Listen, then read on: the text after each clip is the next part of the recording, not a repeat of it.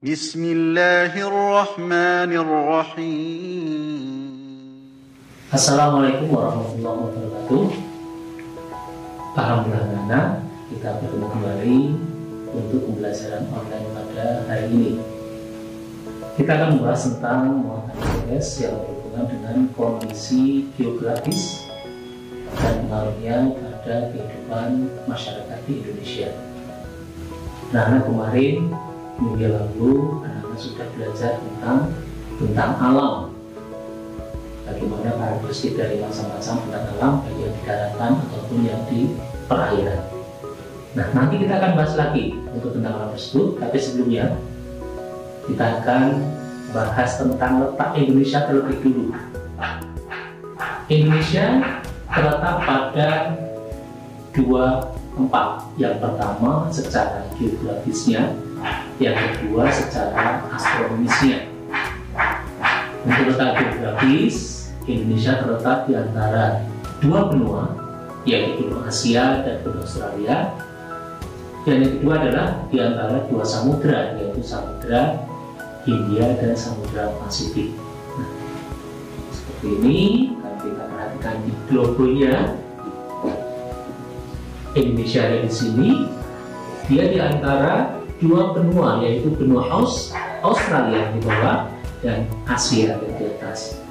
Kemudian juga di antara dua samudra, Samudra Pasifik dan juga Samudra Hindia.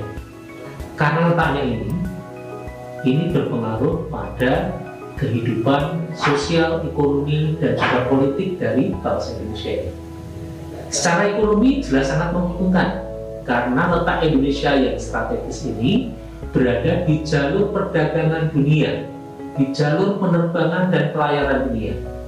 Nah, maka kita sebaiknya harus bisa manfaatkan dengan sebaik-baiknya, semaksimal mungkin, agar kita bisa mengambil keuntungan dari letak Indonesia yang sangat strategis ini. Kemudian secara astronomis, mungkin kalian masih ingat, astronomis itu adalah berdasarkan pada dua garis. Yang pertama secara lintang atau garis lintang, yang kedua adalah menurut garis bujurnya. Secara astronomis, Indonesia berada pada 6 derajat lintang utara.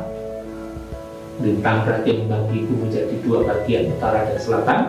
6 derajat lintang utara dan 11 derajat lintang selatan. Kemudian untuk garis bujurnya yang membagi bumi menjadi dua bagian, barat dan timur, Indonesia berada pada 95 derajat bujur timur sampai 141 derajat bujur timur. Ini pun punya akibat. Adanya garis astronomis ini, terutama garis lintang, membuat Indonesia berada pada daerah yang dilalui oleh garis khatulistiwa. Dan konsekuensinya adalah Indonesia mempunyai iklim tropis, yang setiap saat kita selalu mendapatkan cahaya dari matahari. Kemudian untuk yang pengaruh yang kedua, berdasarkan garis bujurnya, itu Indonesia terbagi menjadi 3 wilayah waktu.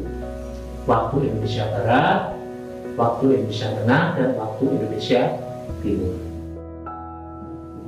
Kenampakan alam di Indonesia yang terdiri dari perairan dan daratan tersebut itu memiliki banyak kemanfaatan. Nah, sekarang kita akan coba bahas satu persatu kenampakan alam di Indonesia, berikut juga dengan manfaatnya. Kita mulai dari yang di darat dulu. Yang pertama adalah pantai. Pantai mempunyai banyak manfaat bagi kehidupan manusia. Saya yakin kalian sering sekali bermain-main ke pantai. Salah satu manfaatnya yang sering kita lihat adalah pantai dijadikan sebagai tempat pariwisata atau tempat wisata. Kita banyak sekali melihat turis-turis, baik itu wisatawan dari mancanegara maupun dalam negeri, yang berkunjung ke pantai-pantai di Indonesia, karena memang keindahan alam dari pantai tersebut yang sangat indah. Yang di Jogja aja banyak sekali pantai-pantai yang mungkin kalian sering datangi. Yang di Gunung Kidul terdapat dengan panorama yang sangat indah, Indrayanti, kemudian pantai Barong dan sebagainya. Kemudian pemanfaatan yang lain adalah di pantai itu juga bisa dimanfaatkan untuk pembuatan garam, terutama daerah-daerah pantura. Itu banyak sekali terdapat pemanfaatan pantai sebagai tempat untuk pembuatan garam. Manfaat yang berikutnya adalah pantai itu juga dipakai sebagai tempat untuk pembudidayaan udang ataupun perikanan, bandeng misalnya. Nah, kita banyak sekali menemukan di daerah Kulon Progo juga dan Bantul dan juga di Gunung Kidul. Ada banyak sekali tambak-tambak udang yang mereka semuanya itu betul-betul bisa mengangkat ekonomi dari warga sekitar pantai tersebut. Yang berikutnya setelah pantai, kita lihat sedikit, yaitu di dataran rendah. Dataran rendah itu adalah tempat banyaknya pemukiman, karena memang tempat yang sangat strategis di dataran rendah. Di sana kita banyak menemukan banyak sekali pemanfaatan sebagai lahan pertanian sawah, kemudian juga perkebunan tebu, kelapa, peternakan yang untuk daerah rendah yang cocok adalah peternakan ayam, itik, kambing, dan sebagainya. Dari dataran rendah kita akan menuju ke dataran tinggi. Dataran tinggi karena letaknya yang lebih tinggi, sekitar 600 meter di atas permukaan laut, maka tempat di sana adalah tempat yang sangat dingin, artinya udara dibandingkan dengan dataran rendah. Nah, pemanfaatan dari dataran tinggi yang pertama sebagai tempat pariwisata. Seringkali orang-orang Jakarta kemudian pergi ke Puncak, Bogor, daerah dataran tinggi Puncak. Nah, di sana untuk apa? Untuk rekreasi. Sebagai tempat wisata memang menjanjikan pemandangan yang sangat indah. Pasti kalian sering dengar yang namanya dataran tinggi Dieng. Ada di mana? Di Wonosobo, Jawa Tengah. Nah, di sana kita banyak menemukan kawah-kawah yang menarik dengan letupan-letupan dan asap-asap sekitarnya. Kemudian juga pemandangan yang lain adalah adanya Telaga Warna. Nah, itu sangat menarik perhatian. Selain juga di sana juga banyak ditemukan perkebunan juga di sana itu. Ada kebun sayur dan juga perkebunan buah-buahan.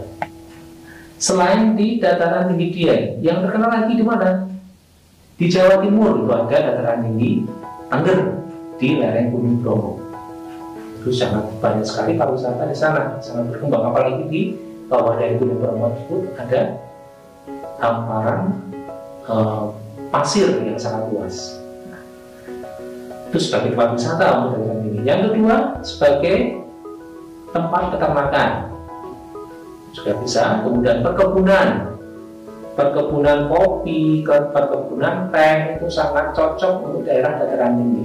Nah, Indonesia itu merupakan salah satu negara penghasil kopi terbaik di dunia. Mungkin kalian sering sekali mendengar ada namanya kopi dari Kopi Dempo, kemudian ada kopi dari Gunung Malabar dan sebagainya. Semua sudah mendunia. Karena memang apa? Sejak zaman kolonial dulu, sejak zaman penjajahan, kita terkenal dengan sebagai penghasil kopi. Berikutnya, gunung. Gunung itu juga ternyata banyak sekali pemanfaatannya. Walaupun kita sering melihat, wah ada kabar-kabar gunung meletus, kalau ternyata itu banyak sekali yang bisa diambil dari gunung. Yang jelas, yang pertama adalah material yang dikeluarkan dari letusan gunung itu mempunyai dampak yang positif bagi lereng-lereng gunung tersebut. Abu vulkaniknya itu membuat daerah lereng menjadi subur, sehingga otomatis banyak sekali ditanami sayuran dan juga pertanian yang lain. Kemudian dari material yang lain, pasir, batu, kerikil, itu semua sangat berguna untuk pembangunan. Sehingga di sekitar gunung tersebut, terutama gunung-gunung berapi, biasanya sering diambil atau digali atau dibuat tambang-tambang galian C, tambang-tambang yang mengambil batu dan pasirnya. Kemudian selain itu adalah sama dengan dataran tinggi tadi, sebagai tempat wisata, tempat pendakian. Itu juga di sekitar wilayah gunung, bahkan kalau mendaki sampai ke puncak gunung tersebut. Itu untuk yang di dataran. Kemudian juga masih di daerah daratan. Daratan tersebut selain ada pantai, dataran rendah, dataran tinggi, dan gunung, ada juga tanjung. Tanjung banyak sekali juga manfaatnya. Yang pokok, tanjung biasanya dimanfaatkan sebagai pelabuhan. Mungkin kalian sering dengar, ada Tanjung Priok, pelabuhan yang terkenal di Jakarta. Ada Tanjung Mas, ada Tanjung Perak di Surabaya. Itu semua memanfaatkan karakteristik dari tanjung sebagai daratan yang menjorok ke laut. Baik anak-anak itu untuk yang daratan. Untuk selanjutnya adalah materi tentang perairan. Nah, perairan itu meliputi sungai, danau, selat, rawa, teluk. Nah, untuk sungai, seperti kita ketahui, di Indonesia banyak sekali terdapat sungai, terutama di daerah Kalimantan dan juga Sumatera. Ada berbagai macam fungsi atau manfaat dari sungai. Yang pertama sebagai sarana transportasi. Seperti daerah Kalimantan itu transportasi utama menggunakan aliran sungai. Kemudian yang kedua, sungai juga dimanfaatkan sebagai tempat atau pusat perekonomian atau sebagai pasar. Kalian sering mendengar ada pasar apung. Pasar apung karena memanfaatkan apa? Sungai juga ada di Sumatera dan juga di Kalimantan. Kemudian manfaat yang lain adalah untuk perikanan, yaitu perikanan dengan menggunakan sistem karamba. Kemudian untuk olahraga yang sesuai dengan sungai, kebanyakan yang karakteristiknya adalah yang banyak batu-batunya, olahraganya adalah arung jeram. Kemudian sungai juga bisa dimanfaatkan sebagai irigasi sawah, untuk mengairi sawah-sawah yang ada di sekitarnya. Kemudian juga sungai juga dimanfaatkan sebagai pembangkit tenaga listrik atau pembangkit listrik tenaga air (PLTA). Nanti berhubungan juga dengan waduk-waduk yang dibuat. Itu untuk sungai. Yang berikutnya, danau. Danau hampir sama manfaatnya dengan sungai. Sebagai tempat wisata, kalian mesti pernah dengar nama Danau Toba, danau yang indah dan luas di Sumatera Utara. Kemudian juga sebagai tempat untuk budidaya ikan air tawar. Di danau-danau tersebut banyak ditanam juga bibit-ikan dan dikembangbiakkan ikan-ikan, terutama menggunakan sistem karamba juga.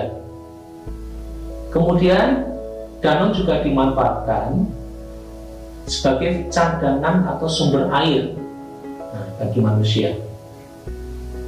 Selain itu juga danau bisa juga dimanfaatkan sebagai pembangkit listrik juga.